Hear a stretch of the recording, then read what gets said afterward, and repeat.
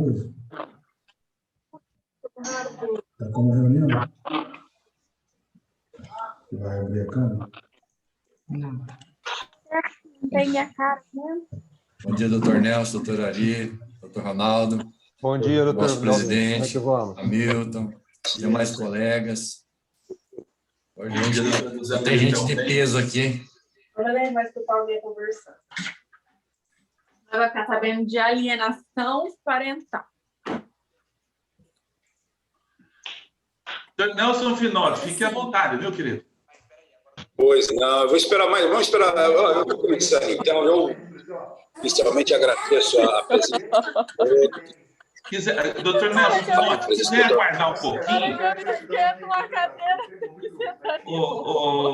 William, ajusta os microfones, por favor. William. Eu esqueço uma cadeira, eu tenho que pôr minha bunda em outra. Isso faz parte desse tipo de evento, viu? Fiquem tranquilos.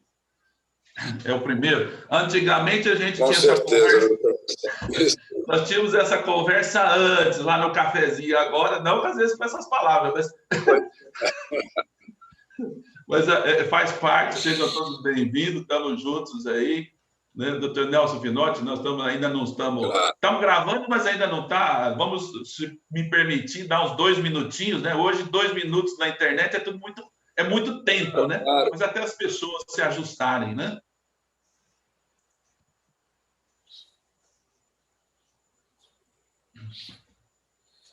E o frio hoje, hein? Muito grande. Doutor José Luiz Delbanho, você está com a doutora Karen, viu? Depois, se você quiser ajustar, para a hora que sair na gravação, sair o seu nome correto. Tá com o telefone, o nome está na sua filha.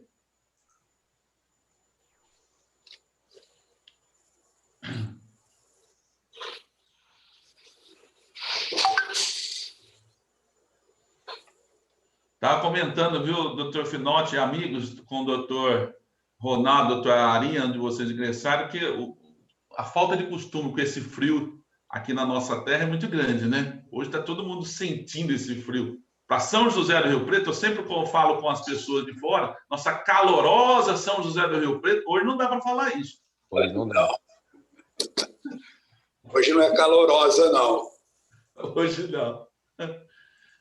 Nossa, doutor Milton Maia aqui junto conosco. Seja bem-vindo, meu amigo. Muitíssimo bom dia. Doutora Ana Augusta, doutora Adriana, doutor José Luiz, doutor Melo, os amigos aí. Sejam todos bem-vindos à nossa 22ª subseção, agora, hoje, ao lado da ESA, nossa Escola Superior da Advocacia da OAB São Paulo.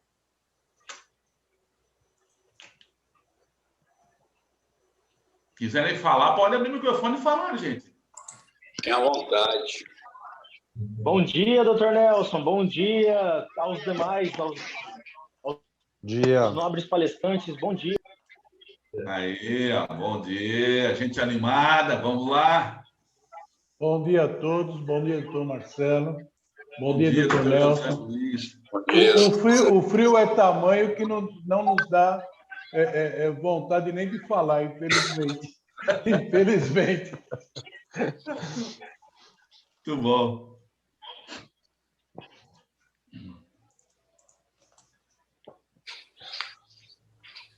Temos mais 4 pessoas ingressando, doutor Nelson Finotti. Já podemos, acho que, iniciar.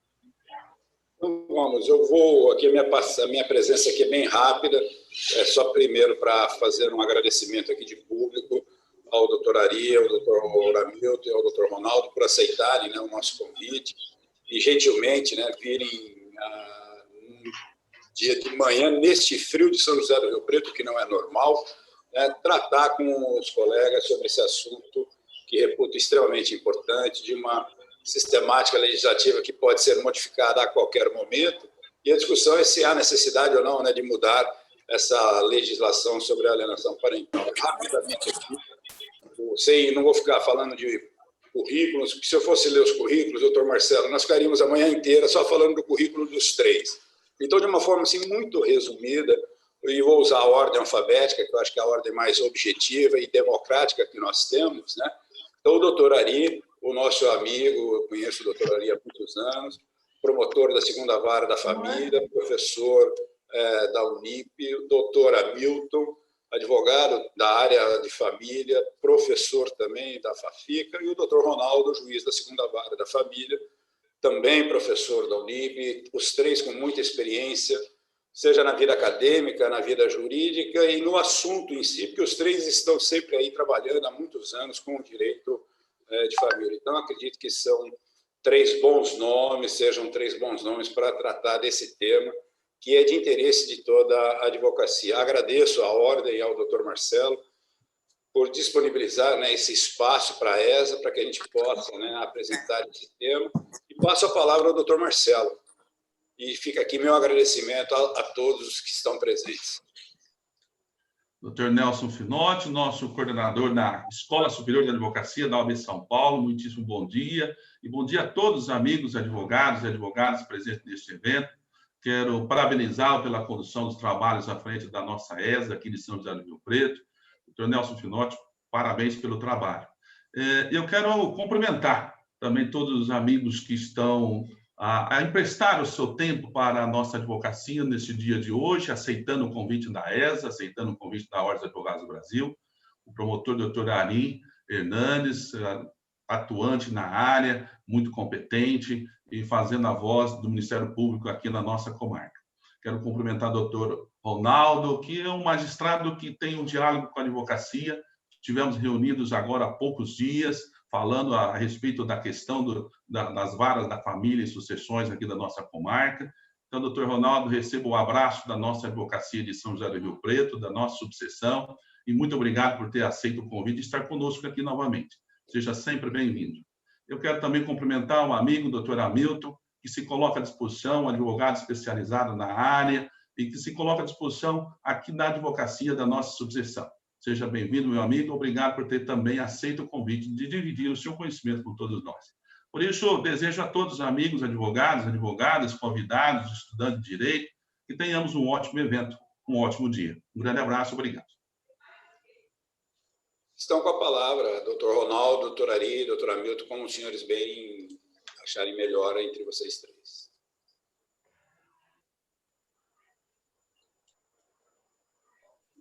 O doutor Hamilton deve começar falando, né? Segundo nós conversamos. Doutor Hamilton. Então, doutor Hamilton. Será que ele não está aí? Será que o Hamilton caiu? William, Ele caiu. Então, William, verifique para nós se o doutor Hamilton continua na sala. Ele estava com probleminha de conexão logo no começo. Ah, é?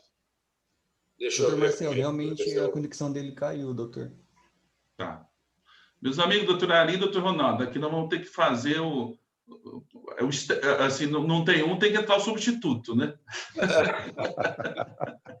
Olha, ele está ingressando, olha. Nós estamos admitindo ele novamente, ó. Vamos ver. É para esquentar. Verdade. É um pouco de emoção, né? Tem um frio, né, doutor Marcelo? Sem dúvida. O doutor Hamilton disse que ia fazer isso para gerar uma expectativa para ele ser ouvido com mais... Ou a conexão que está com frio.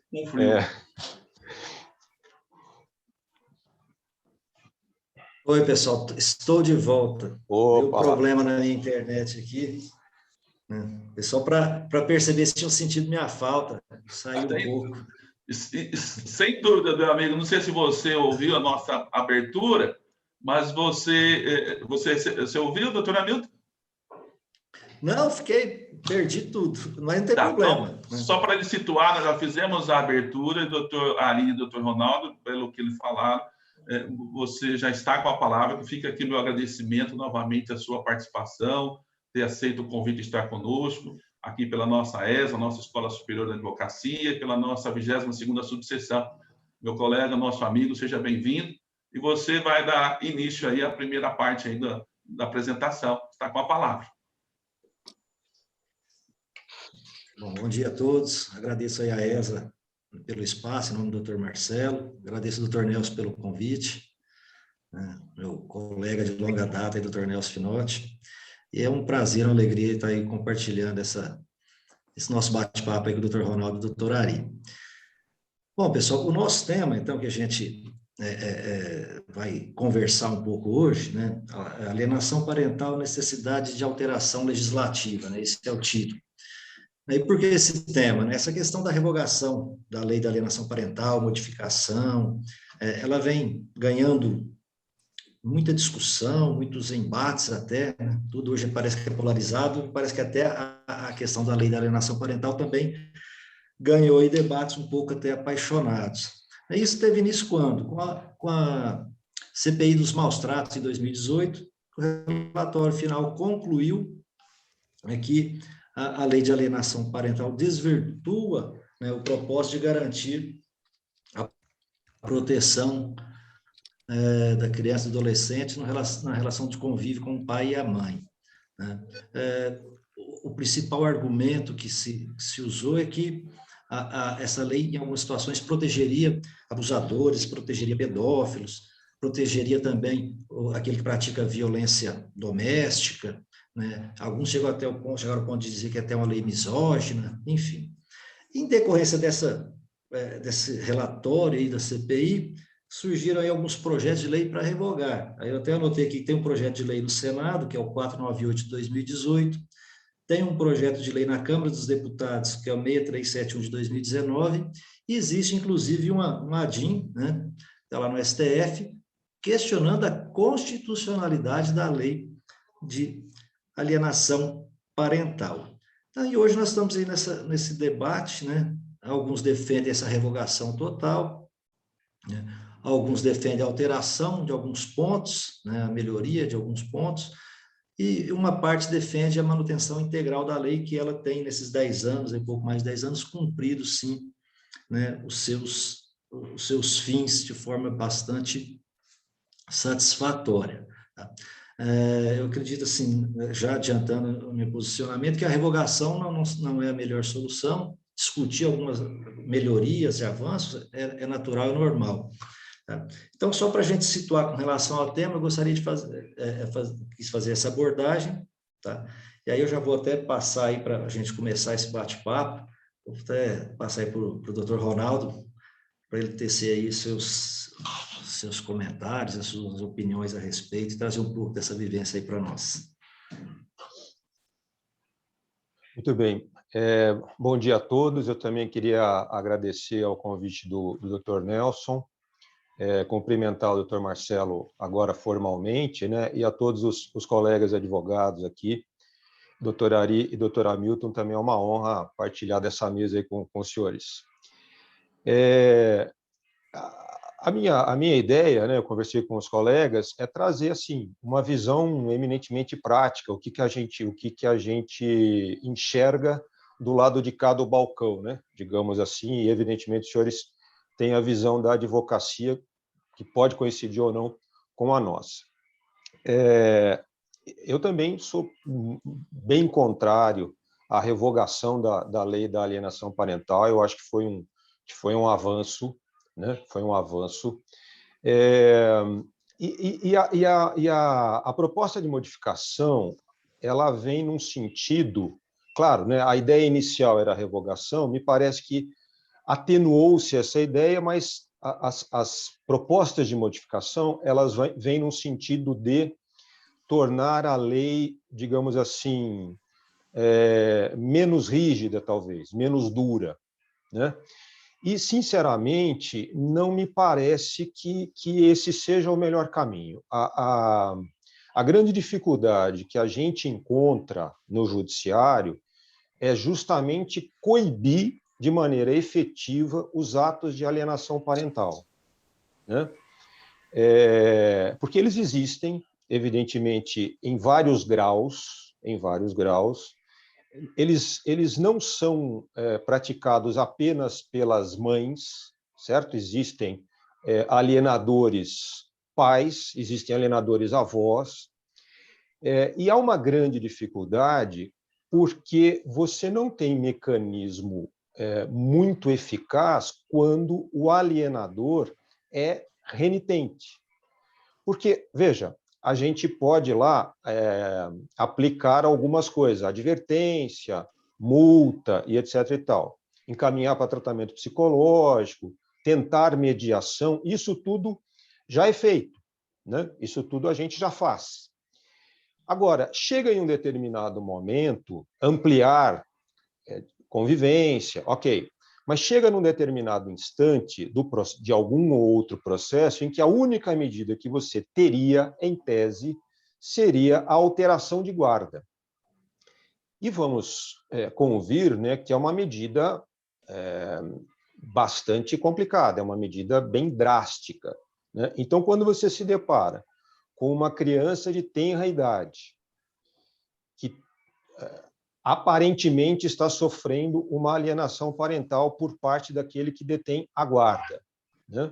Você modificar a guarda, porque todos os outros caminhos não surtiram efeito, você já advertiu, não surtiu efeito. Você encaminhou para tratamento psicológico, não aderiu. Você aplicou multa, não pagou a multa. E aí isso eles conhecem bem, vamos executar a multa, não sei o quê. Então, quer dizer, começa a ficar numa situação, ampliou o direito de visita, ampliou a convivência, mas não cumpre. O que mais? Você requisitou inquérito policial por desobediência. Nós também sabemos que é menos do que multa, é uma cesta básica, né? E nada disso surtiu efeito. Então, o juiz fica realmente praticamente de mãos atadas, né? Agora, por outro lado, eu devo também dizer aos senhores, num dado de realidade, que essa situação assim, com esse grau de gravidade, ela não é comum, certo? Alguma alienação até acontece, mas ela não é, esse grau sério de alienação, ele não é frequente. Eu por curiosidade, até ontem, eu fiz uma pesquisa no site aqui de jurisprudência do TJ, colocando, né, como palavras-chave alienação parental e o meu nome completo. Os doutores podem repetir essa experiência aí, para ver quantos acórdãos de sentenças minhas existem com essa palavra, não necessariamente abordando o tema de maneira direta. Eu estou na vara de família aqui desde 2015, certo?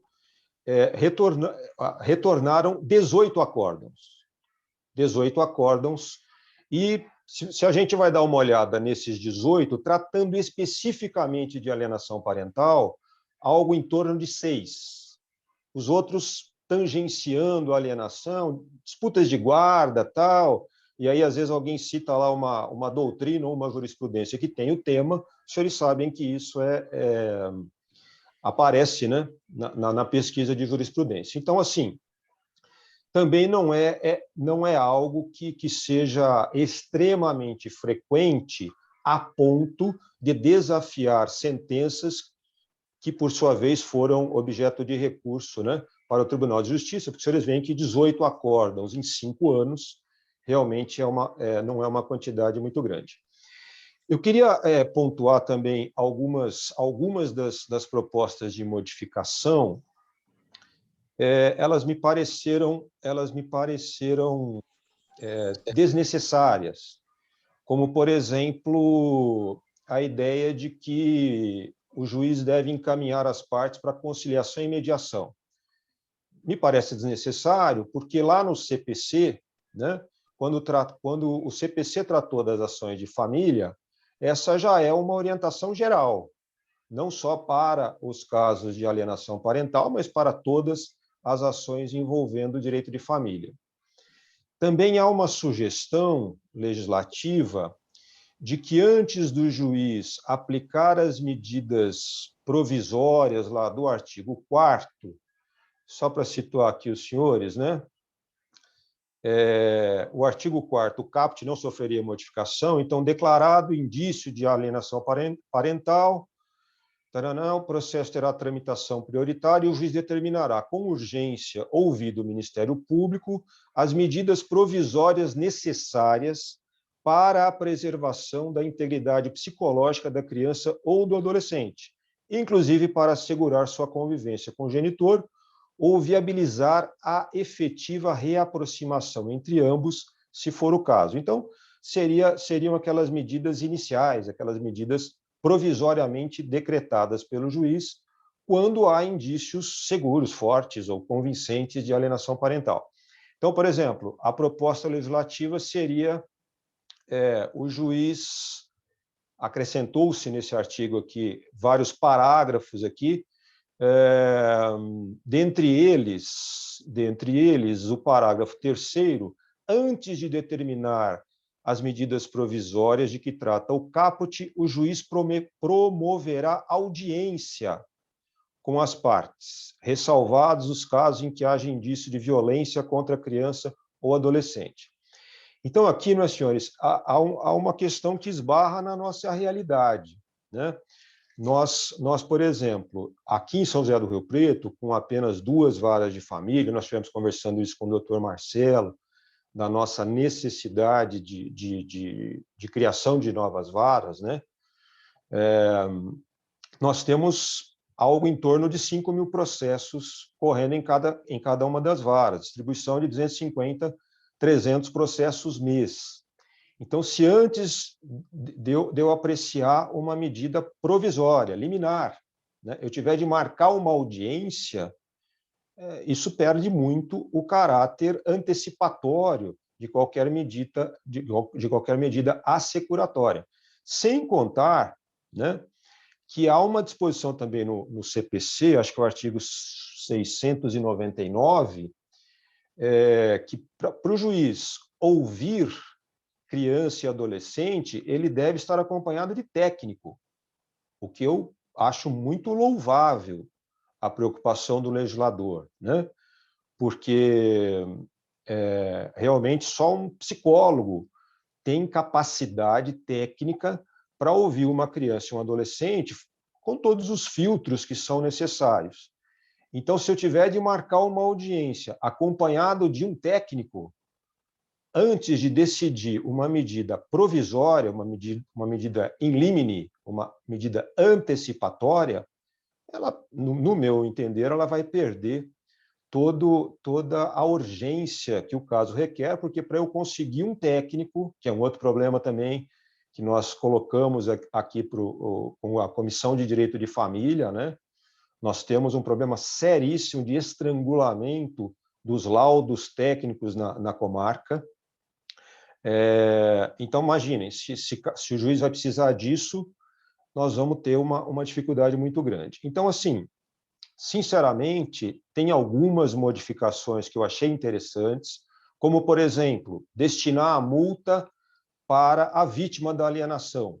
Acho louvável, acho bacana, acho interessante. Ao invés de você destinar essa multa para um órgão qualquer, fazer com que ele seja destinado para aquele que está sendo privado realmente do convívio, né, com um dos seus genitores ou com os avós. Então, assim, em linhas gerais, eu achei que se fez um barulho desproporcional, porque eu posso garantir aos senhores que, ante a uma notícia com indícios razoáveis de qualquer abuso sexual e etc., a primeira medida que o juiz toma é afastar. Às vezes, até sendo essa informação falsa em prejuízo daquele genitor que está sendo acusado. Mas o nosso raciocínio é o seguinte, pelo menos o meu, né, falo por mim. Bom, há uma notícia aqui de abuso sexual. Eu não sei se ele ocorreu ou não, certo? Se ele ocorreu e eu não tomar medidas, qual é a consequência que isso vai gerar? E se ele não ocorreu e eu afastar, qual é a consequência que isso vai gerar? Claro, ambas são danosas, mas qual é a mais danosa? É deixar a vítima em contato com o abusador verdadeiro ou privar o filho do contato com o genitor falsamente acusado? Me parece nítido, né? Me parece claro que, na dúvida, a gente afasta, tenta manter as visitas virtuais, pelo menos, nesses casos, e aí vai se apurar.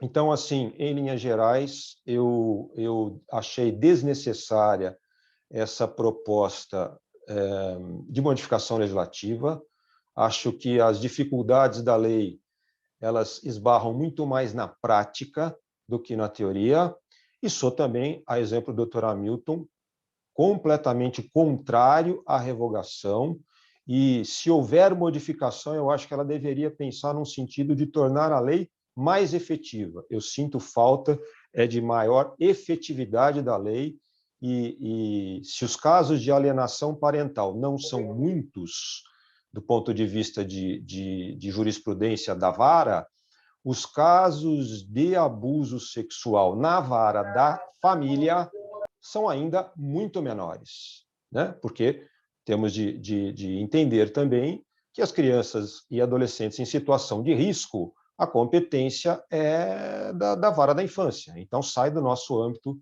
de atuação. Então, em linhas gerais, assim, para começar o debate, é a posição que eu tenho e passo para o doutor Ari para que ele dê a visão dele. Bom dia a todos, é um prazer enorme estar aqui, vocês reunidos. Agradeço muito a ESA e também ao próprio Dr. Marcelo, que nos recebeu aqui mais uma vez. Eu digo sempre que eu sou advogado, estou promotor, porque é diferente você ser e estar, né? Promotor eu não serei, um dia deixarei de ser, nem que foi pela compulsória, né? Mas deixarei de ser promotor de justiça. Advogado, não. Uma vez aprovado no exame da OAB, eu sempre serei advogado. Né? Ninguém poderá nunca me tirar isso. Então, eu sou advogado e estou promotor nesse momento. Então, me sinto bem à vontade de estar aqui com vocês, de cercado de muitos amigos que têm advogados também. E gostaria de falar que, na verdade, nós temos, nesses aspectos práticos, né, lembrando aí da situação da própria lei, né, que disciplina, que é a lei 12.318, que disciplina a alienação parental, que considera como ato de alienação parental a interferência na formação psicológica da criança ou adolescente promovida ou induzida por um dos genitores, pelos avós ou por quem tenha, de alguma forma, aí a autoridade, guarda ou vigilância da criança ou adolescente. Então, a alienação, ela é, na verdade, esse promover ou praticar atos diretamente de alienação ou induzir até que uma terceira pessoa o faça, né? Porque muitas vezes um pai, uma mãe, ela induz um tio, induz um irmão a praticar os atos de alienação parental. Uma coisa também que é importante ressaltar é que é diferente, né, a alienação parental da síndrome de alienação parental. São coisas distintas, né? A alienação parental são a prática desses atos tendentes ao afastamento do genitor da família do outro, né? Já a síndrome, quando surge na própria criança essa aversão pela família, ou pelo pai, ou pela mãe, né? Quando já surgiu na criança a família, essa aversão sistemática, né? Então aí nós temos instalada a síndrome, né? Síndrome de alienação parental. A síndrome de alienação parental, ela pode ser decorrente, como normalmente o é, de um ato de alienação parental, ou pode não ser, né? Já vi casos em que a própria conduta do pai ou da mãe gera a síndrome de alienação parental que não tem a ver com o outro pai, né?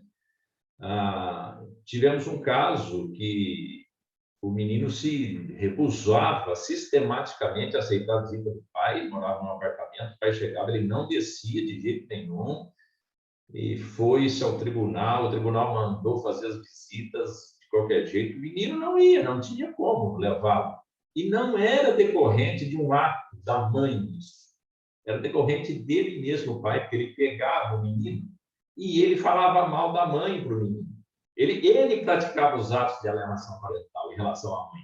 E o menino, como gostava da mãe, não suportando aquilo, foi afastando ele do convívio. Então, não era uma alienação, um síndrome decorrente de um ato de alienação parental praticado pela mãe, e sim praticado por ele mesmo. É certo que, com o passar do tempo, a síndrome de alienação parental ela fica muito difícil de ser revertida, né? Então, daí a necessidade da lei e desses atos que coíbam a alienação parental, para evitar que surja a síndrome de alienação parental. E nessas descrições que a própria lei, né, deu, a própria lei dá como exemplos, né, de alienação parental, realizar campanha de desqualificação da conduta do genitor, dificultar a autoridade parental, dificultar o contato com a criança ou adolescente, dificultar o direito regulamentado de convivência familiar, e entre eles coloca apresentar falsa denúncia contra o genitor, contra familiares deste ou contra avós para obstar ou dificultar a convivência deles. Então, essa falsa denúncia é que foi, na verdade, uma razão, né, desse pedido de revogação da lei. Porque o que acontecia? Às vezes, uma mãe, vendo um abuso, ou uma violência, um abuso sexual relativamente ao filho, ela fazia uma denúncia e não tinha provas, não se concluía com provas dessa denúncia, e o pai, então, entrava com uma medida dizendo, olha, houve aí alienação parental, porque, na verdade, fez uma falsa denúncia contra mim, e eu, então, quero a aplicação dos atos. E, então, baseando-se nisso, nós vimos que, na verdade, a comissão do Senado apurou que, em alguns casos, ao se aplicar as medidas previstas na lei de alienação parental, se estava restituindo, muitas vezes, a guarda da criança para o abusador. Ou, muitas vezes, o direito de visitas livres, por exemplo, o abusador poder continuar praticando seus abusos de ordem sexual ou de ordem de abuso físico mesmo, de bater e tal, quando, na verdade, a lei pretendia o oposto disso, né? Então, essa situação gerou esse pedido, essa conclusão pela revogação da lei. Mas eu não acho que a lei deva ser revogada, pelo contrário, ela tem muitos benefícios que evitam, como eu disse, a própria síndrome de alienação parental. Então, se for revogada, quer dizer, não vai ter tantas medidas mais disponíveis para que o juiz tenha a possibilidade de evitar que isso surja, para que tenha a possibilidade de evitar que a criança não tenha mais o contato com a família materna, paterna, a família que está sendo alienada. Existem várias coisas que levam, muitas vezes, um pai ou uma mãe a praticar esses atos de alienação parental, muitas vezes até inconscientes. Eu digo inconscientes no sentido de ter mais um intuito protetivo do filho do que efetivamente de punição, né, relativamente ao outro pai, ao outro genitor. Às vezes, o marido é violento contra a mulher, mas não o é relativamente ao filho. Ele não bate no filho e bate na mulher. A mulher, então, entra com uma medida da Lei Maria da Penha e afasta o marido, tanto dela quanto dos seus familiares, incluindo a criança. Então, a criança passa a não ter contato com os pais, mas o pai nunca foi violento relativamente à criança. Nós temos, então, que sopesar todas essas coisas, né? Tem ele que ser punido? Tem, relativamente à violência praticada contra ela, mas não relativamente ao filho com quem ele não teve. Mas o menino presenciou. Bom, se o menino presenciou, nós temos um tratamento psicológico também relativamente a esse menino. Outras coisas que surgem, né, no dia a dia. Muitas vezes, um pai ou uma mãe, por uma opção sexual, às vezes uma mulher larga, se separa, divorcia do seu marido e tem um relacionamento com uma outra mulher. O pai, diante dessa situação, não aceita que o filho tenha convivência com essa situação de homossexualidade, então acaba surgindo, como eu disse, muitas vezes na mente dele é mais uma medida protetiva do menino que ele está tomando do que propriamente um ato de alienação, né? Na mente dele, embora o ato seja. Outra situação que às vezes a gente vê até por intolerância religiosa mesmo, que a gente, muitas vezes no dia a dia, nós nos deparamos com isso, ou seja, às vezes uma mãe, um pai tem uma religião um pouco menos ortodoxa, como acontece aqui no candomblé, algo assim, e o outro pai, que muitas vezes é evangélico, não aceita que o menino frequente aquele ambiente. Então, acaba surgindo esse tipo de situação que também dá ensejo a esses atos de alienação parental. Então, tudo precisa ser sopesado caso a caso. Não se pode nem concluir que, pela aplicação da lei, se promoverá um ato de relacionamento indevido da criança com o próprio abusador, e nem também que a lei precisa ser revogada para evitar isso ou que precise de alguma outra situação. Nós vemos que as situações que foram colocadas aí, que inicialmente houve pedido de revogação total da lei, né, da própria comissão, mas na sequência houve aí apresentado um substitutivo, né, para acrescentar algumas coisas à própria lei. O que se foi acrescentado não é nada que não se pudesse fazer sem esse acréscimo, ou seja, mesmo com esse ou sem esse acréscimo, o fim seria o mesmo. Como disse o doutor Ronaldo, uma das coisas que foi importante é que, se fixada a multa, reverta em favor da própria criança, do adolescente. Isso é uma coisa muito boa. Mas foi estabelecido também que, na aplicação das medidas, né, que o juiz atente para que haja uma gradação, ou seja, ele não parta direto para uma alteração de guarda, quando ele pode aplicar primeiramente uma advertência, depois, se for o caso, uma multa. Então, ele vai subindo gradativamente até chegar à alteração da guarda, a inversão da guarda, se for o caso. Nessa situação, eu entendo que, às vezes, amarra a mão do juiz, né? Quando, às vezes, ele vê uma situação mais grave, ele teria alguma dificuldade aí de agir, né? A não ser que a criança esteja numa situação de violência evidenciada, né? Fora isso, ele teria necessariamente que seguir essa gradação, que às vezes, no caso concreto, não seria conveniente.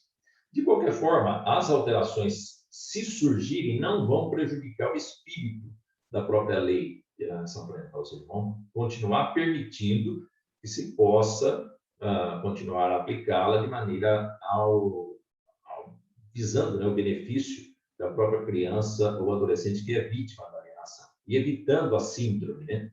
Agora, se revogada, como há essas propostas, como colocou o doutor Hamilton aí, a proposta de revogação total da lei, nesse caso aí é prejudicial aos interesses da criança e adolescente. O próprio IBDFAM, né, Instituto Brasileiro de Família, tem se posicionado contra essa revogação, porque realmente ela não é conveniente para a própria entidade familiar. Nós temos, então, que a lei está com 10 anos, né, foi editada, tem surtido mais efeitos práticos bons do que maus, né? Se em alguma situação ocorreu de, evidentemente, algum juiz ter aplicado uma medida de inversão de guarda, colocando a criança junto com o próprio abusador, isso é uma exceção, não é a regra, né? A regra é que ela tem surtido efeitos muito mais produtivos do que efeitos destrutivos relativamente à família. Então, eu acho que ela deve ser mantida e não deveria ser revogada de jeito nenhum. Quanto às alterações, embora eu entenda desnecessárias, entendo que elas sejam desnecessárias, essas alterações, eu acho que elas podem ser editadas, que não vai atrapalhar propriamente a edição, a não ser, como colocou o doutor Ronaldo, a necessidade de que o juiz ouça pessoalmente aí as partes envolvidas, que muitas vezes dificulta o trabalho do próprio juiz e a própria qualidade, né, e da medida a ser aplicada.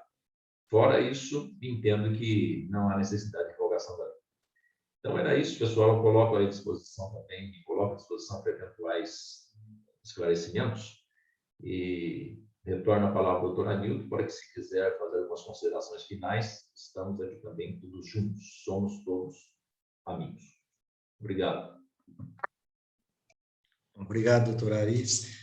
Eu também queria fazer algumas considerações, até como já disse o doutor Ari, né? Essa grande celeuma teve aí, começou realmente lá com um relatório final da CPI, num ponto bem específico que o doutor Ari até citou da lei, né? Lá, quando no artigo 2º cita como exemplos de atos de alienação, apresentar falsa denúncia contra o genitor, né? Então, e qual a consequência de apresentar essa falsa denúncia? Pode chegar até mesmo numa alteração de guarda. Então, a mãe que denunciava o pai por possível violência sexual, não sendo comprovada, poderia ter como consequência para essa mãe a perda da guarda e o pior, talvez entregar essa criança justamente, né, para a guarda do abusador. Tá? Não foi feita estatística nenhuma, né? Talvez pegaram um ou outro caso que pode ter acontecido ou aconteceu, né? Isso poderia resultar numa reflexão sobre melhorias da lei, mas não na revogação. Eu entendo que seria o mesmo que pegar a Lei Maria da Penha e revogar a Lei Maria da Penha, porque uma ou outra mulher acusou o companheiro, né, uma denunciação caluniosa de agressão que não existiu. Então, em razão, e logicamente que isso na prática ocorre eventualmente ou excepcionalmente, né? Mas isso não é motivo para a revogação da Lei Maria da Penha. A Lei Maria da Penha passou por várias alterações, modificações e ajustes nesses anos. Então, se necessário, que façamos alguns ajustes na lei de alienação parental, mas que deve ser debatido de forma técnica e não uma comoção com sentido mais emocional que talvez tenha ganhado esse debate lá que iniciou com essa CPI. Né? Até porque a lei de alienação parental ela tem um efeito pedagógico, sim, importante. Né? Ela tem um efeito pedagógico no sentido de talvez evitar, né? Não tenho números, não sei se tem esse tipo de número, né? Mas o doutor Ronaldo citou que é um número pequeno de processos. Né? Podemos dizer que talvez a própria lei tenha um caráter inibidor também, né? Não sei em que percentual, mas no sentido pedagógico, se evitar que se pratique esse atos de alienação. Tá? Então, eu vejo assim, a lei de alienação parental, ela alcança seus objetivos, tem um caráter pedagógico, está dentro de um sistema de proteção do menor da criança e do adolescente, lá no 227 da Constituição.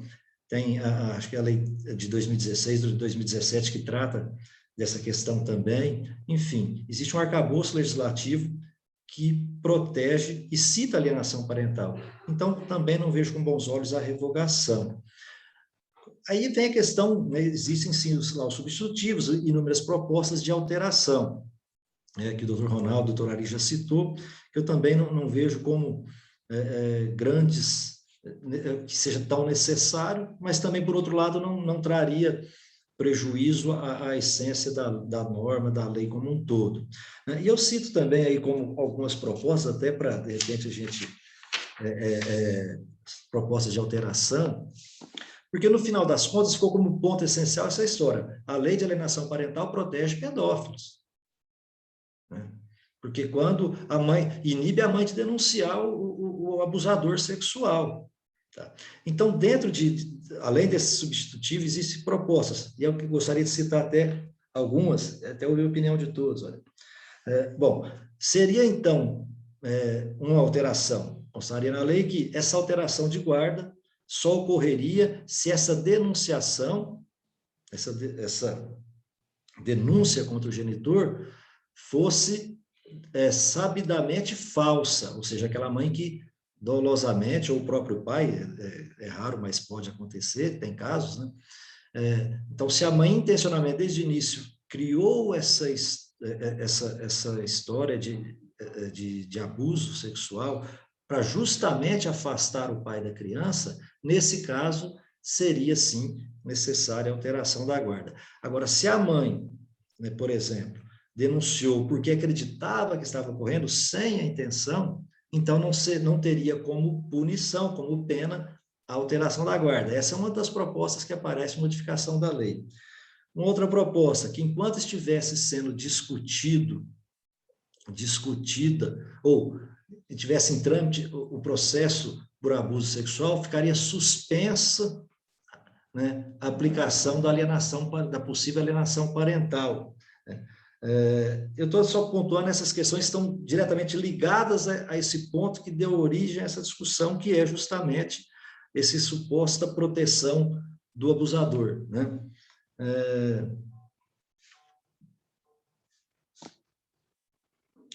A questão de tirar de modo gradativo já foi citada, já está lá no substitutivo.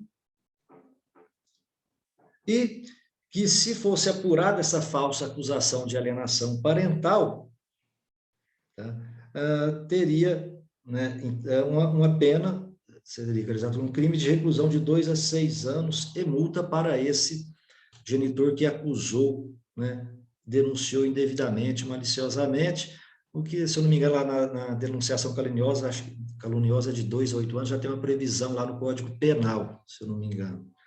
Então, sim, são esses os pontos que, além desses que já foram citados pelo doutor Ari e pelo doutor Ronaldo, que já estão lá no substitutivo, para adequação da norma. Eu apontei mais essas sugestões de alteração que são debatidas, tá? Mas eu percebo que ficou toda essa discussão num ponto específico, que é um ponto importante, com certeza, ou seja, a revogação da norma, porque a lei protege o abusador sexual, inibe a mãe de denunciar. Então, quais as soluções? Vamos, então, só vai haver alteração da guarda se a acusação for sabidamente falsa, dolosamente. Suspende o processo, a decisão sobre alienação parental, enquanto se discute o processo de abuso sexual. É falsa a denúncia? Aplica-se uma pena de 2 a 6 anos e multa. E aí, quer dizer, essas questões da prática, também o suspender a aplicação da alienação parental também seria talvez complicado na prática, né? Ou seja, o juiz de família ficaria aguardando para tomar qualquer decisão, não tomaria nenhuma decisão em tutela de urgência, né? Eu vejo também que é um tanto quanto complicado. Então, esses são os pontos, né, que eu queria destacar, né? E aí eu volto a palavra para o doutor Ronaldo, doutor Ari, quem quiser também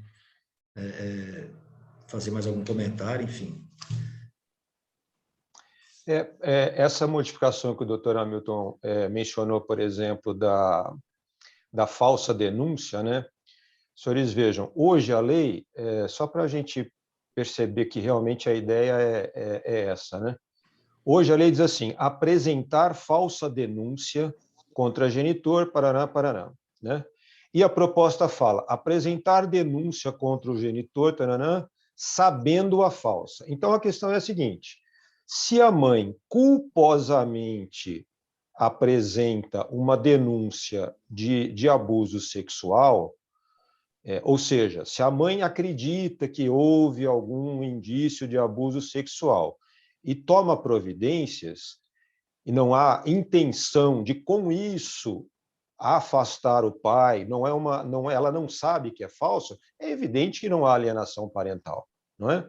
Porque os senhores que trabalham na área da família aí, os senhores sabem melhor do que eu, e eu sempre digo isso quando tenho oportunidade em audiência, etc., para a mãe, que em geral fica com a guarda da criança pequena, de tenra idade, deixar com que ela saia com o pai, com o avô, com a avó, com qualquer um que seja, é um parto, é uma dificuldade. A mãe se sente insegura, ela acha que ninguém vai proteger o filho como ela, etc. Então, é uma coisa natural, né? Me parece algo relacionado até ao instinto materno, né?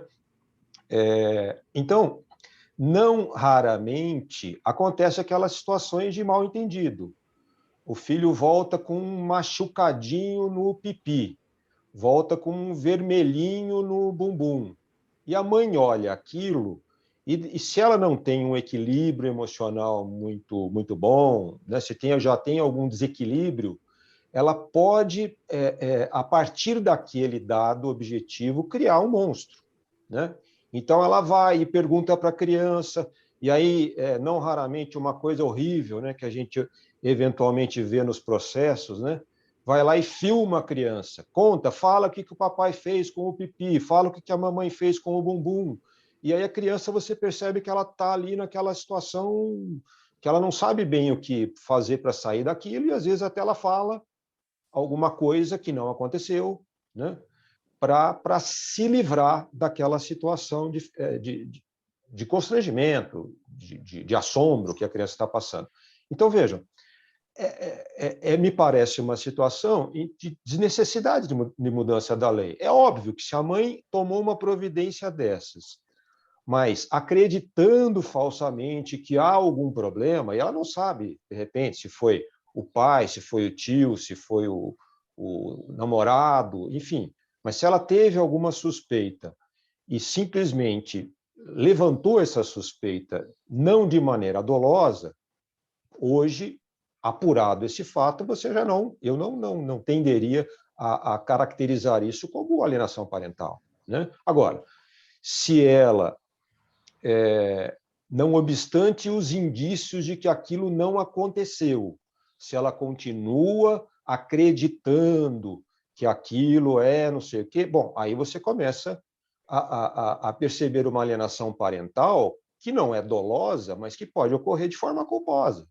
Quer dizer, está evidenciado que não houve abuso, tem uma explicação lógica para aquela situação, a criança passou por um laudo e se constatou que não tem indícios de abuso sexual, e a mãe, genuinamente ou não, continua acreditando que houve o abuso. É alienação? Do meu ponto de vista, sim, é alienação. E como o doutor Hamilton mencionou também a questão da suspensão do processo, ela também não me parece razoável, porque a proposta diz: o juiz de família suspende o processo até o julgamento de primeiro grau da esfera criminal. Ora, vai demorar, né, e não é definitivo. Então, também me parece uma alteração que viola até aquela independência, né, dos juízos aí. Agora, não raramente a gente já faz isso, né, Ari? Não raramente, às vezes você precisa de um laudo da polícia científica. Então, a mãe fala lá que houve um estupro, por exemplo, e aí, melhor do que uma análise psicológica, ou tão importante quanto, é uma perícia médico-legal. Então, não raramente, a gente toma algumas medidas acautelatórias e espera vir esse laudo do Instituto Médico Legal para tomar providências mais efetivas, né? Mais sérias. Então, assim, essas modificações que o doutor Hamilton pontuou, eu insisto que elas não me parecem também tão necessárias assim. E há um outro problema também que a gente não mencionou aqui, e também a lei mudou pouco nesse aspecto, que é a tal da mudança de domicílio, né? Porque caracteriza alienação parental uma mudança de domicílio que tenha como intenção afastar o filho do genitor, certo? Tá. Agora, como é que a gente prova, e os senhores como advogados já podem ter se deparado com essa dificuldade probatória, né? Como é que a gente prova que um genitor mudou de domicílio para isso, e não porque ele se divorciou, porque ele não encontra emprego aqui, porque ele vai voltar a morar onde a família de origem está morando, né? Então, assim, até que ponto que isso caracteriza a alienação parental? Então, assim, é também uma dificuldade que me parece meio intransponível, né? Tanto que a lei não trouxe uma sugestão, uma proposta, ao meu ver, interessante. Não sei o que o doutor Ari entende desses pontos aí, dessas situações específicas. Eu entendo também da mesma forma, ou seja, existem essas alterações de domicílio com a finalidade específica realmente da alienação parental, e em outros casos, não, né? Especialmente nessa situação de pandemia, muitas vezes a pessoa fica desempregada mesmo e é obrigada a recorrer aos familiares que moram em outros lugares, até morar com o pai, com a mãe, lá em outro lugar, e não é com o intuito de afastar, né, essa convivência. Então, entendo que, mais uma vez, que a lei não precisaria ter essas alterações, mas se vierem, não há problema, né? O que não pode vir, no meu ver, no meu modesto entender, é realmente a revogação da lei, ou seja, a abrogação, tirá-la completamente do mundo jurídico, né? Porque aí vamos ficar sem instrumentos que hoje são necessários aí para coibir esses atos de alienação. Agora, eu passo aí para o doutor Hamilton, se for o caso, para abrir para alguma pergunta que alguém queira fazer, para que a gente possa realmente esclarecer algum ponto que às vezes não ficou muito bem esclarecido, né? Estamos aqui um bate-papo, então todos podem participar, também a doutora Ana Augusta Ramos Jensen, minha particular amiga, aliás, também participando, o doutor José Luiz Delbem e tantos outros, e a doutora Bruna Batista também. Então, todos aqui estamos num bate-papo, acho que todos podemos fazer até considerações a respeito, também perguntas, enfim, trocarmos algumas ideias. Eu agradeço muito a sua participação e estão aí todos com a palavra. Posso começar? Ô, doutor João Luiz, seja bem-vindo. A gente, como operador do direito, a matéria de alienação parental, ela trabalha muito do lado psicológico, né? Subjetivo. Então, materializar esses atos, tanto para quem advoga em favor do prejudicado, né, da vítima, ou daquele que pratica alienação parental. Então, transfiro aqui uma pergunta para o doutor Ronaldo e para o doutor Ari. O que a gente poderia hoje melhorar na nossa lei para tentar melhorar essa materialização dos fatos?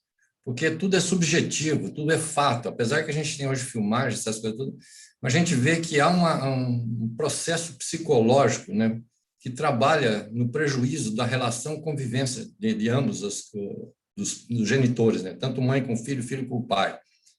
Então, a gente que atua no direito, materializar isso, a gente vai até fazer um laudo, até verificar os acontecimentos, os fatos já foram longe, né? Eu acho que a questão não é só a questão do abuso sexual, mas eu acho que o abuso de convivência da criança com os pais, né? Não só com os pais, mas também a gente vê o abuso da alienação de deixar os filhos conviver com seus avós, tanto paternos como os maternos. Então, na prática, no exercício de vossas atividades, eu vejo que aqui eu tenho muita dificuldade. Não sei como, né, vocês ali no gabinete de vocês, que vocês não convivem com a criança, a gente não tem como. Então, como a gente melhorar o aspecto legal e a prática também, né? Porque a gente vê que o Estado hoje está abarrotado de processos. O tempo que a gente tem que levar isso para fazer isso é muito rápido. E a hora que a gente vê, já não tem mais como sanar a situação, né? A gente vê mais a questão psicológica. Isso eu transfiro ao doutor Ronaldo, que é a aplicação do direito, e o doutor Ari, que é o defensor da aplicação do direito, né? E nós aqui é o operador. Eu posso dizer assim para vocês, tenho dificuldade em materializar a situação. O maior problema é o psicológico, é o lado emocional de ambos os cônjuges, porque a hora que desfaz um casamento, o relacionamento emocional dos dois fica abaladíssimo, e ninguém trabalha esse lado do casal. E as crianças sofrem as consequências dos dois lados.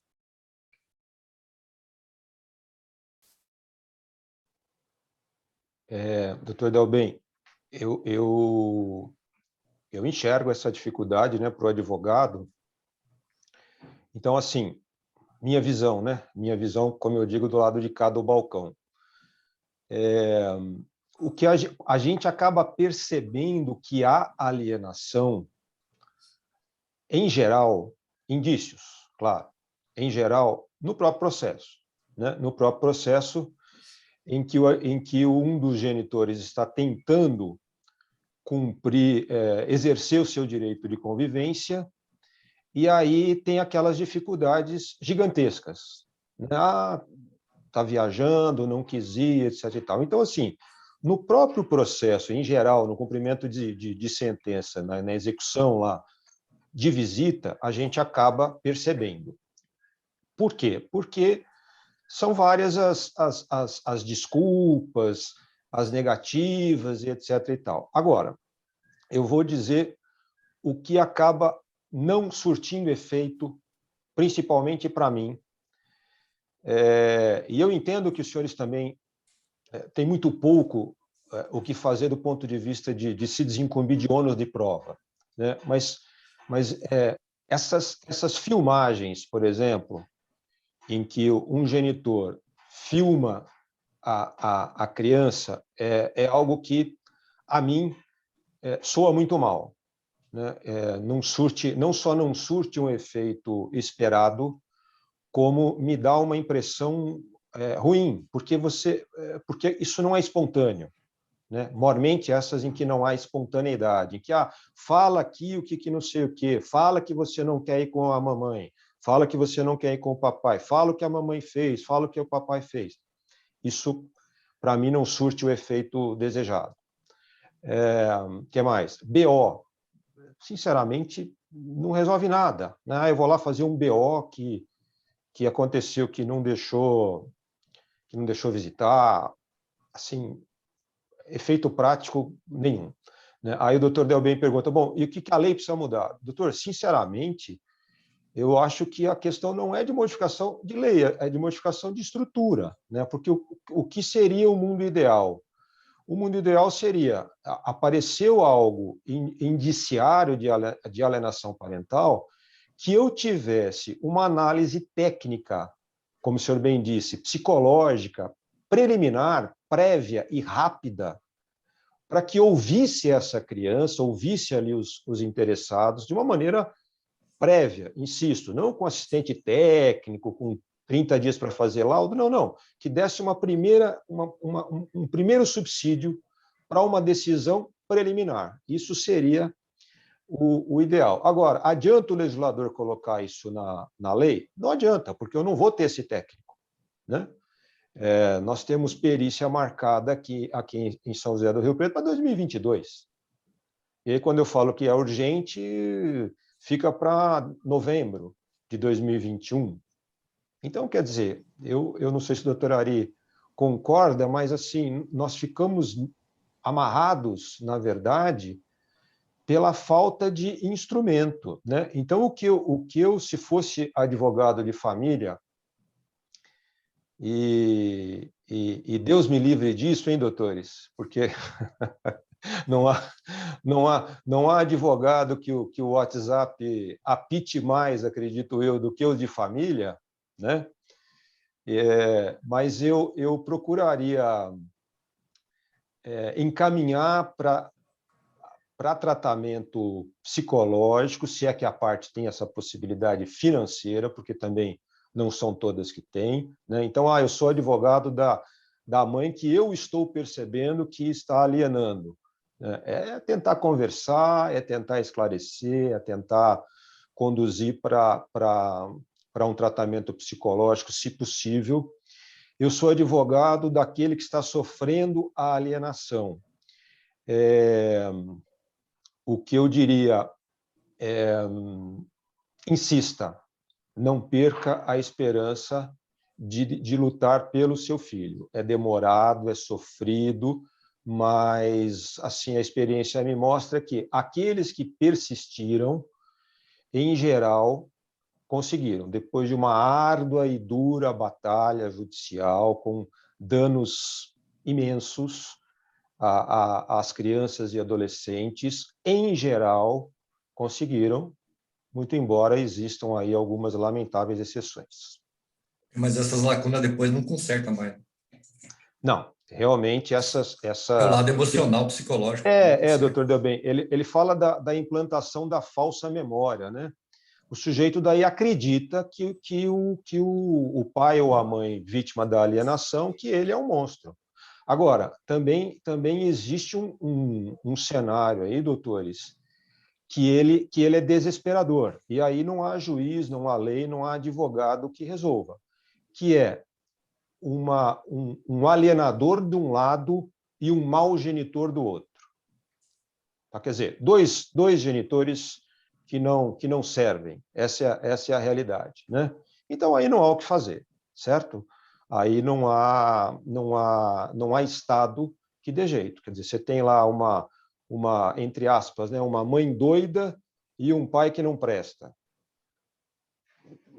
Não tem o que fazer, né? Aí, eu que fiquei 20 anos sendo juiz de infância, aí o que me consola, falo, bom, é melhor você ter maus pais do que não ter pais, porque na infância também a gente via a situação lá que não tinha ninguém, então é melhor você ficar com a mãe mais ou menos, um pai mais ou menos, com problemas psicológicos, como o doutor Delbem disse, que são inevitáveis, do que ficar institucionalizado, né? Do que ficar numa casa-abrigo. Então, aí a gente tem que pensar desse lado aí, porque realmente aí é desesperador. Aí são aqueles fantasminhas que a que a gente leva para sempre aí.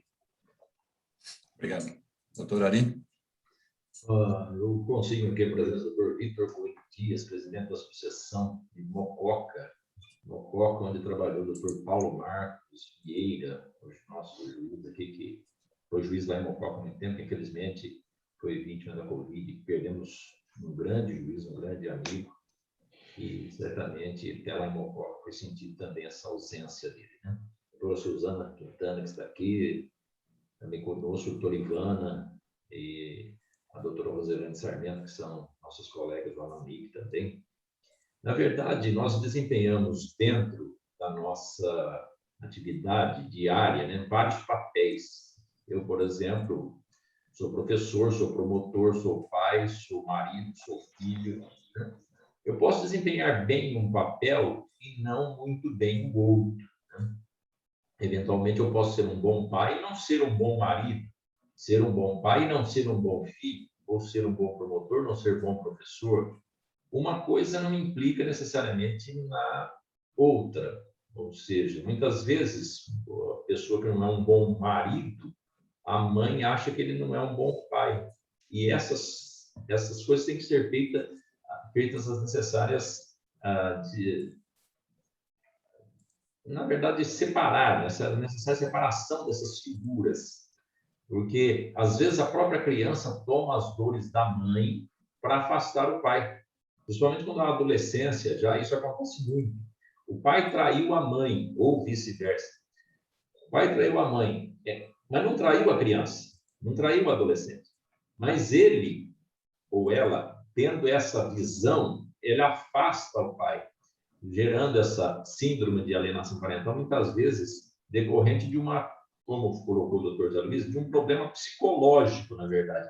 E como o doutor Ronaldo falou, isso teria que ser identificado que plano, né? Para que a gente pudesse realmente tratar a situação de imediato, entendo que essa situação seria o ideal, né? Mas vivemos naquele mundo do ideal e aquilo que nós realmente dispomos, né? E muitas vezes o que dispomos não é o ideal. Então, temos que trabalhar com aquilo que realmente existe. Realmente há, como o doutor José Luiz colocou, ele tem toda a razão, uma dificuldade de materialização desses atos de alienação parental. Ou seja, como comprovar que eles realmente existem e se realmente existem.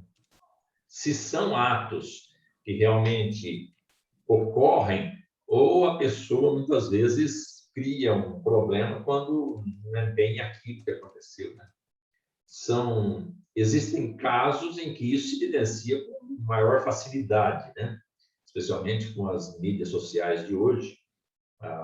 Tivemos casos em que a mulher entrou com um pedido dizendo que o pai espancava a criança, mostrando as manchas roxas todas na criança.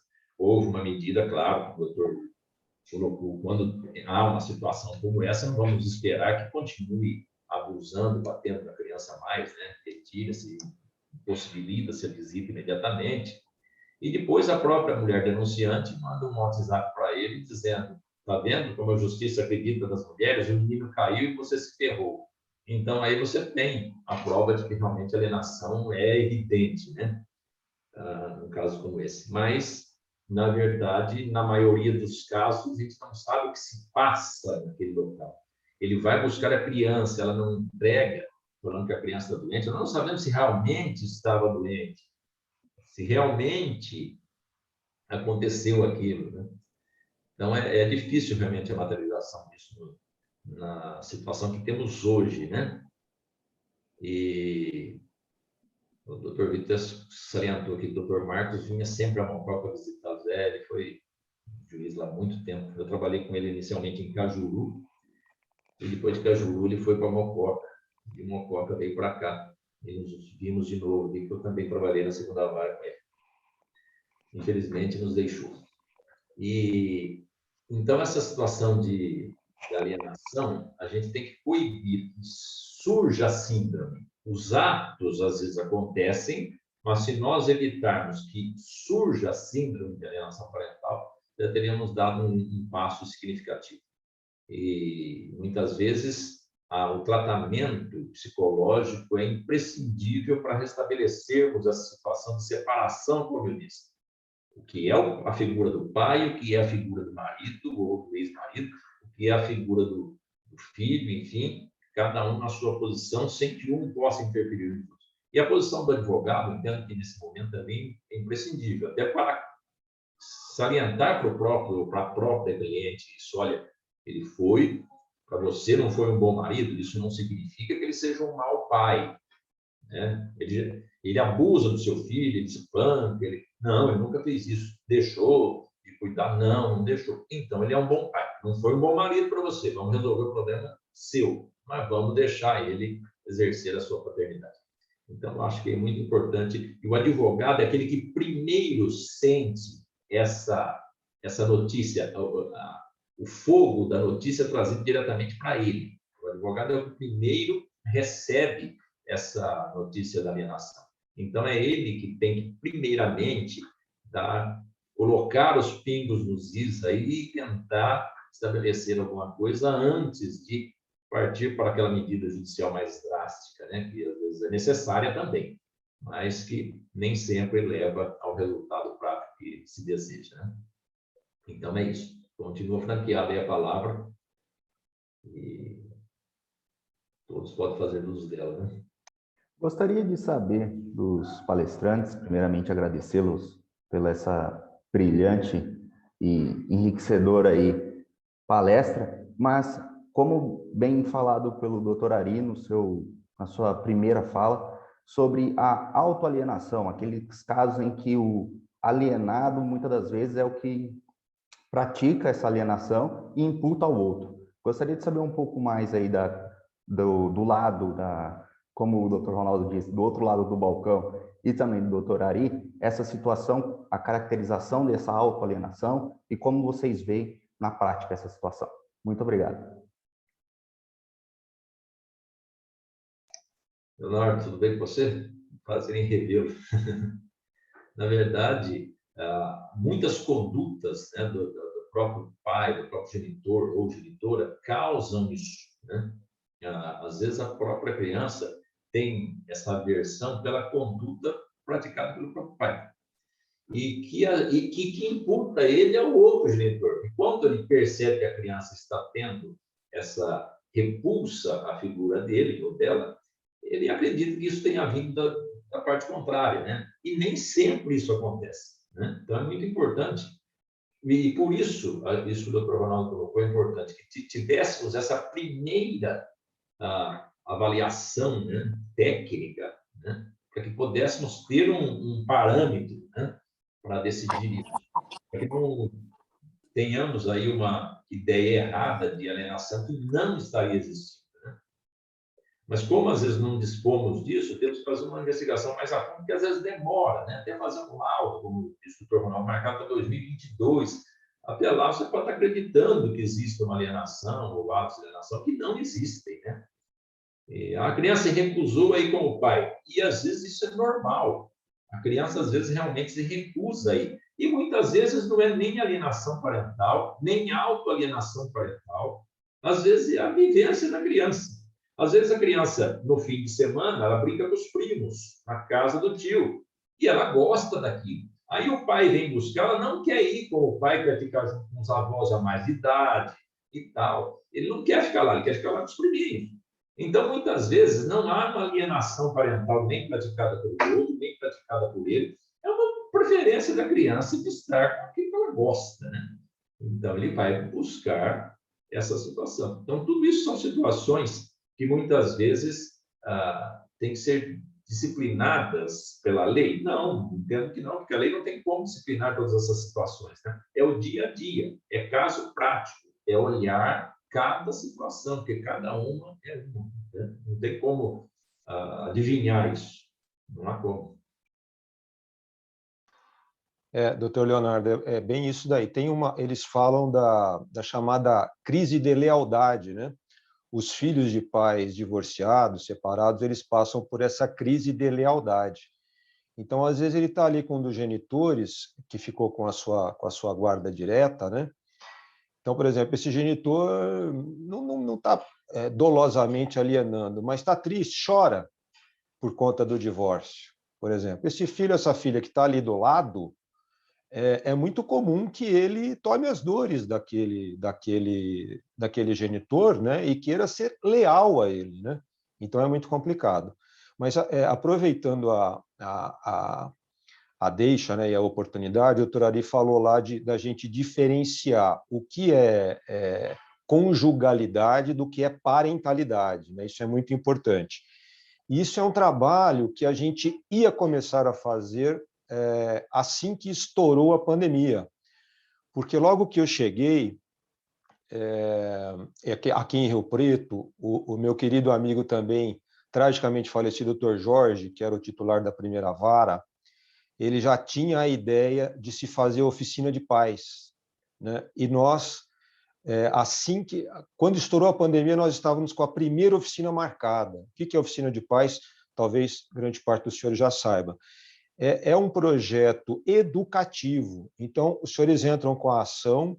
Quando tem processo envolvendo guarda e visita, antes de marcar a própria audiência de mediação, a gente marca uma oficina, onde as partes vão lá, né?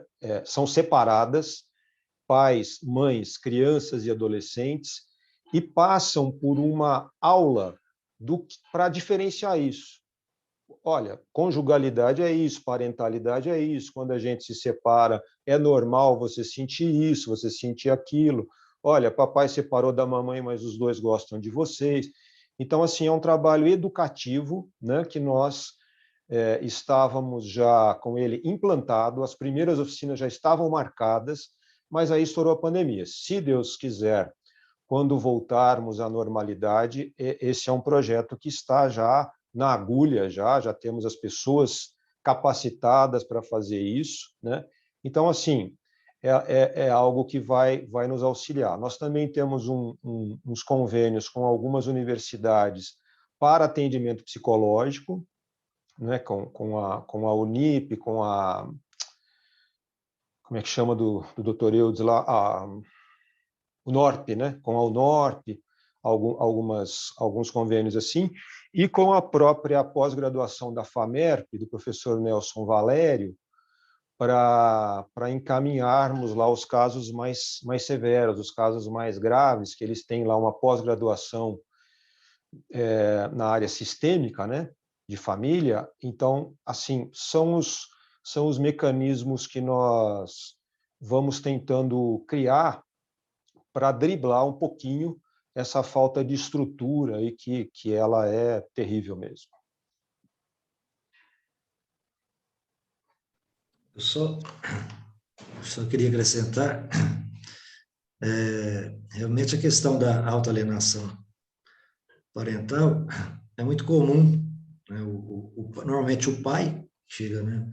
Porque normalmente o pai, né? A gente tem a nossa realidade prática qual que é? A grande maioria das vezes, principalmente criança em tenra idade, mesmo quando a guarda é compartilhada, a criança reside com a mãe, né? Ou na guarda lateral também, acredito que a maioria fica com a mãe. Isso é uma questão até matemática, numérica. Consequentemente, essa questão matemática, o maior número, o pai que mais acusa a mãe de praticar essa alienação parental. E muitas vezes eles já chegam dizendo, olha, eu já nem estou indo visitar, a criança não quer ir comigo, a criança não quer, né? E às vezes pode ser sim um ato da mãe, mas pode ser justamente o que o doutor Ari disse já. Às vezes é porque, principalmente adolescente, já tem programa com os amigos, quer ir na casa de um primo, né? Quer ir na casa de um tio, enfim, já tem a sua rotina. Então, você percebe que ele mesmo, o pai, está desistindo de lutar e ele mesmo está, às vezes, praticando essa autoalienação, ele mesmo que está se afastando do filho, desistindo de lutar. E o que a gente sempre tenta orientar é nesse sentido, para ele não desistir, para buscar, sim, né, esse apoio psicológico, que ele é fundamental, também entendo. Como o doutor também, o doutor Ronaldo falou, a gente tem no Brasil, às vezes, de achar que a alteração da lei vai resolver tudo, criar uma nova lei. Às vezes a gente fica criando leis sobre os mesmos assuntos, né, e fala, né, sobre o mesmo tema. Ou o juiz vai resolver, né, e talvez o problema é muito mais de estrutura, né. O problema é uma questão, como o doutor Dovem disse, psicológica, e a síndrome da alienação parental traz sim, ou causa consequências e traumas profundos da criança e do adolescente. Quando existe a separação, se fala, acaba o casal conjugal e surge o casal parental, e eles muitas vezes não sabem, o casal não sabe distinguir essas duas realidades. Então, muito mais do que uma alteração legislativa, do que dar um poder para o juiz suspender o processo, não sei o quê, talvez, né, o principal seria ter uma estrutura maior para que a equipe multidisciplinar possa trabalhar com esses pais, com essa criança, com esse adolescente, né? Então, eu vejo, só para encerrar minha fala, a revogação é um retrocesso, com certeza, né?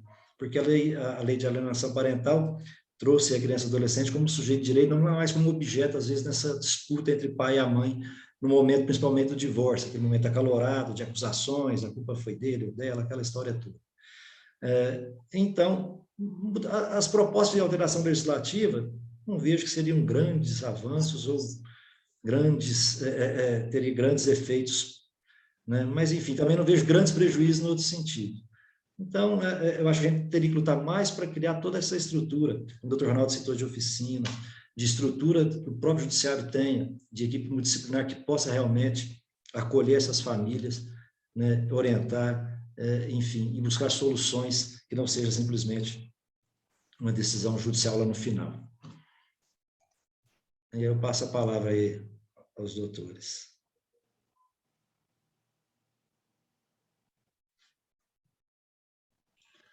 Doutor Nelson Finotti, eu acho que aí a condução do doutor. Doutor Ari, se o senhor quiser falar alguma coisa, o senhor estava sem microfone. Verdade, doutor Nelson. Obrigado. São os detalhes de tecnologia de hoje. Mas eu agradeço essa oportunidade de estarmos aqui, de falarmos, discutirmos, né? Porque muitas vezes a gente não pode ficar, como disse o doutor Ronaldo, somente do lado de dentro do balcão, mas saber também como é que funciona o lado de fora, né? Como é a visão do advogado dessas situações familiares todas, né? Então, tudo isso é importante para que a gente possa aprimorar também a forma de prestação jurisdicional. Eu agradeço essa oportunidade de estar aqui com vocês e sempre estaremos juntos, se Deus quiser. E é uma oportunidade ímpar, né? Não apenas para o conhecimento das visões diferentes que a gente tem, mas para aprimorarmos realmente a nossa atividade do dia a dia. Então, agradeço essa oportunidade e que tenhamos outras futuras, se Deus quiser.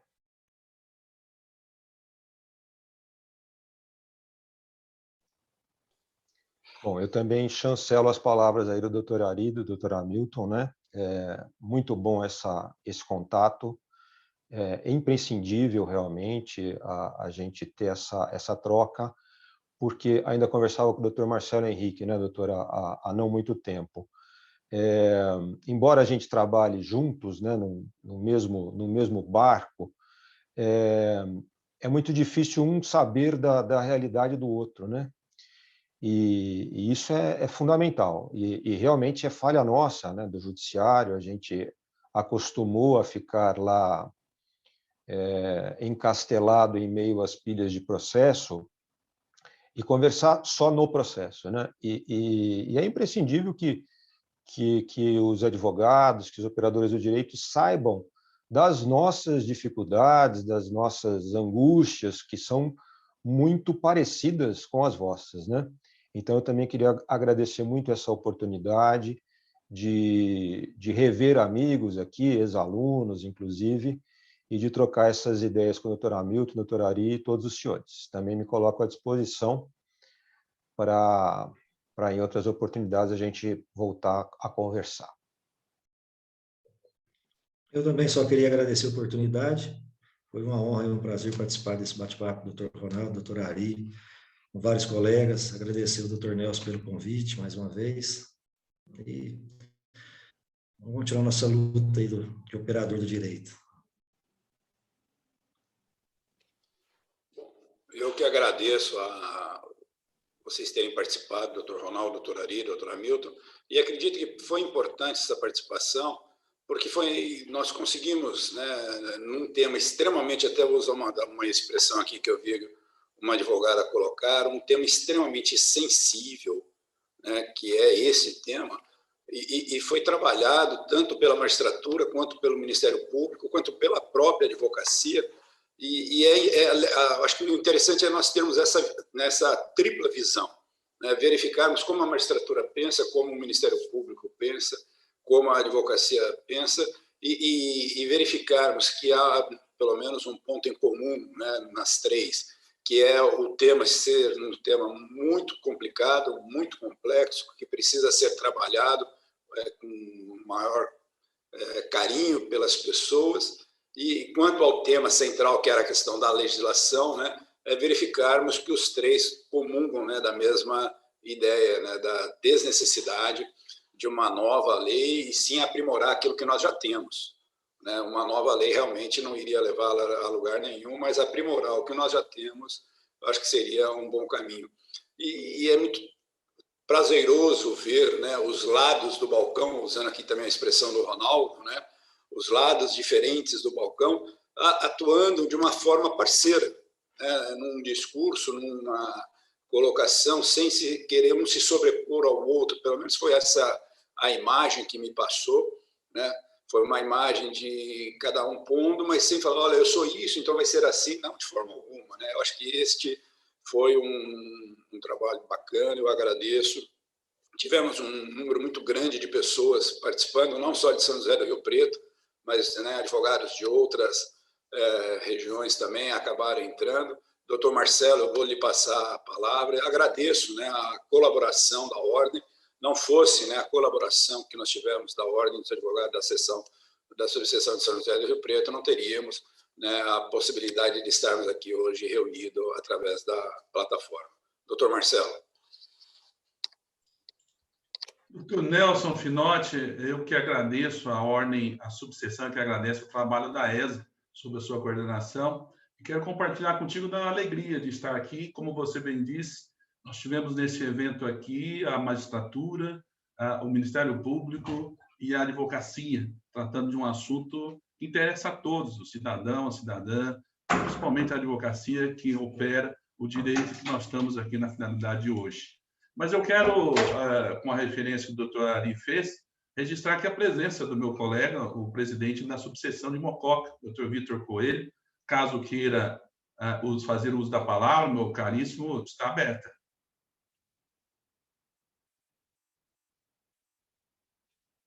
Doutor Vitor, presidente da subseção de Mococa.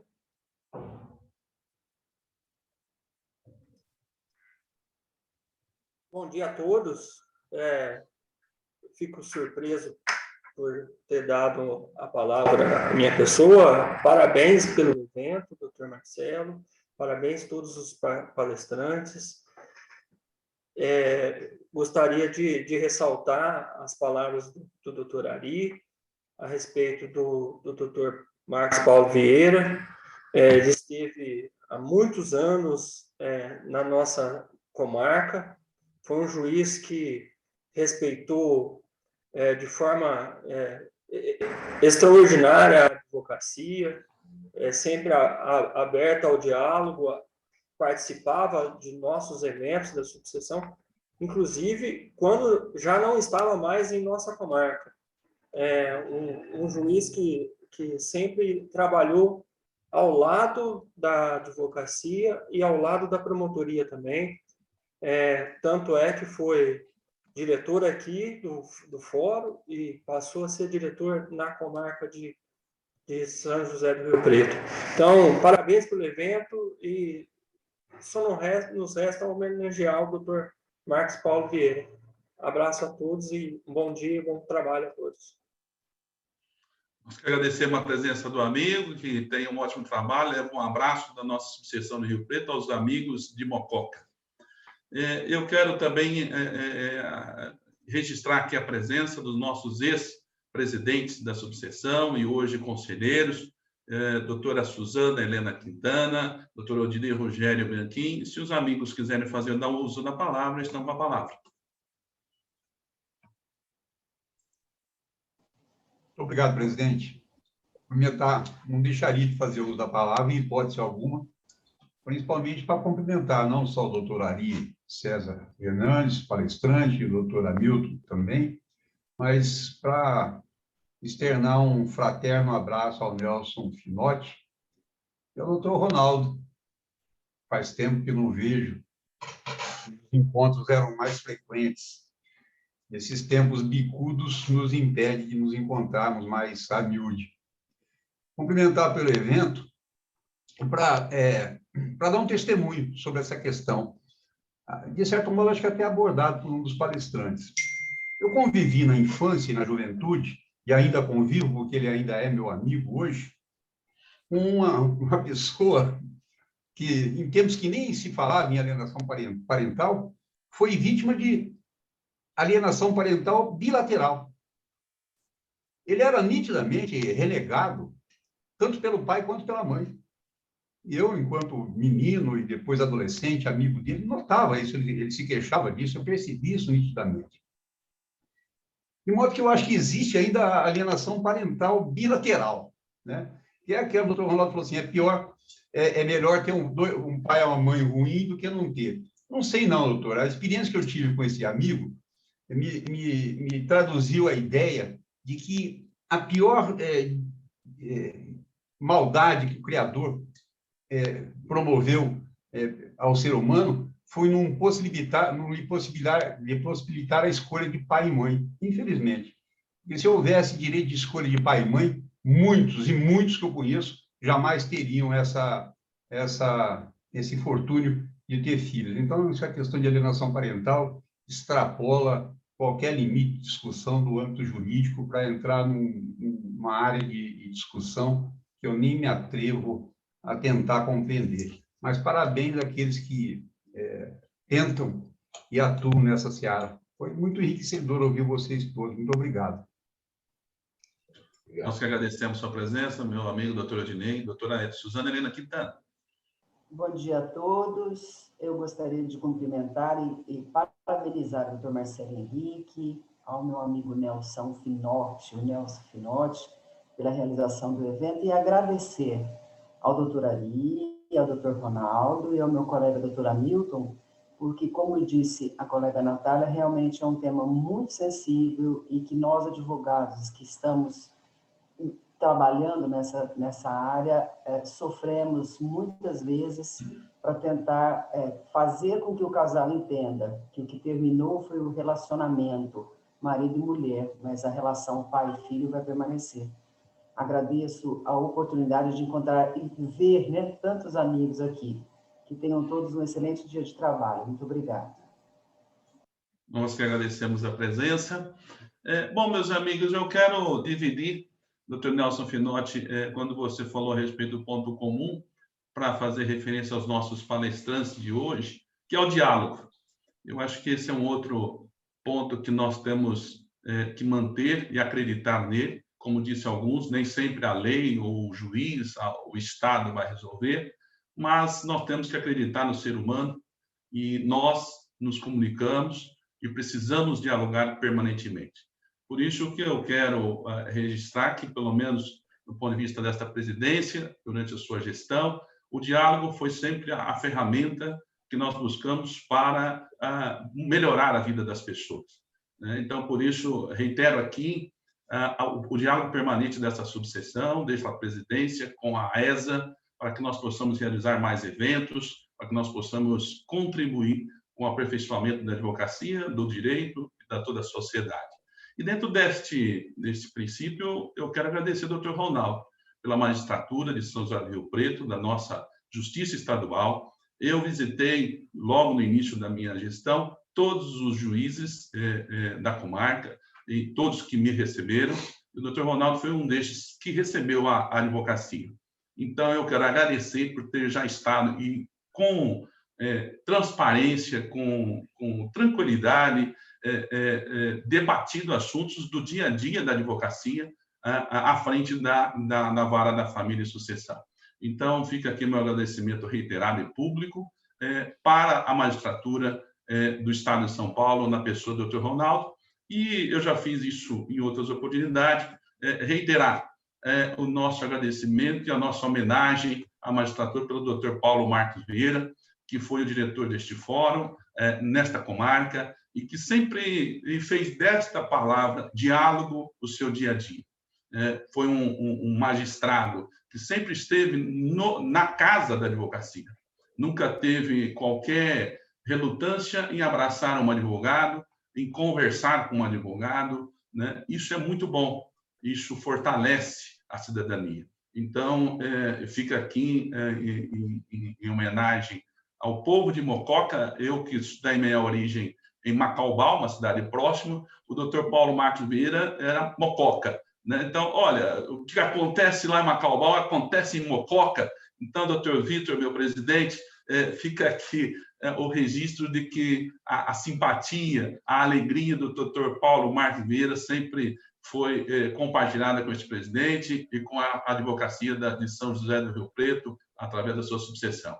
Quero agradecer também ao Ministério Público, doutor Ari César Hernandes, esse promotor de justiça que é sempre muito simpático, né? Se tem algo que eu posso falar, doutor Ari, eu um pouco advoguei na área da família, pouco contato tive com o Ministério Público, não advogo na área criminal, mas o doutor Ari sempre representou aquela simpatia, aquela autoridade que está pronto para o diálogo, está pronto para conversar. Então, eu acho que é isso que está faltando, porque problemas todos nós temos. De um lado ou de outro, eu estou aqui à frente de 6.000 advogados, recebo reclamações e muitas vezes, como vocês disseram aqui a respeito da alienação parental, é uma falta de bom senso, né? É um pouco de pensar, refletir, para que a gente possa melhorar, né? Problemas não vamos ter todos os dias, agora as soluções são mais difíceis. E a solução começa pelo diálogo, pela paciência, pelo respeito. Então, assim, doutor Ari, logo que eu assumi, eu conversei com o doutor Sérgio Clementino, como sendo secretário do Ministério Público Estadual, e fica aqui novamente reiterado o convite para que vocês estejam mais vezes conosco na Casa da Advocacia e da Cidadania de São José do Rio Preto. Doutor Ari, receba aqui meu abraço e leve aos seus colegas esse apoio e a união com a advocacia desta subseção. E eu quero, para finalizar, doutor Hamilton, muito obrigado pela sua presença, meu caro, por estar representando a advocacia neste evento, e dizer que, desde o início, eu tenho dito e propagado que a OAB é nossa, e foi feito fazendo com que a advocacia participe, que os novos jovens advogados, os jovens juristas, possam fazer uso dos instrumentos que nós pagamos, né? Nós pagamos com a nossa anuidade. Portanto, compete à instituição viabilizar o acesso e promover a participação do advogado para com a sociedade, ao lado da magistratura, do Ministério Público e outras instituições do direito. Então, fica aqui meu agradecimento, doutor Hamilton, por estar nos representando neste evento, primeiro por ter aceito o convite, e estar nos representando neste evento também. Portanto, meus amigos, minhas amigas, advogadas e advogados, fica aqui meu agradecimento a todos, nesta manhã de frio aqui em São José do Rio Preto, mas que foi muito quente, considerando os ensinamentos que obtivemos hoje e a energia que temos para exercer a advocacia. Portanto, pela nossa 22ª subseção da Ordem dos Advogados do Brasil, Seção São Paulo, pela Escola Superior da Advocacia, OAB São Paulo, declaro encerrado este evento e que tenham um ótimo dia e que Deus abençoe cada um dos senhores e senhoras. Um grande abraço. Obrigado. Bom dia a todos. Bom dia. Muito obrigado, gente. Um abraço a todos, bom dia. Obrigado a todos.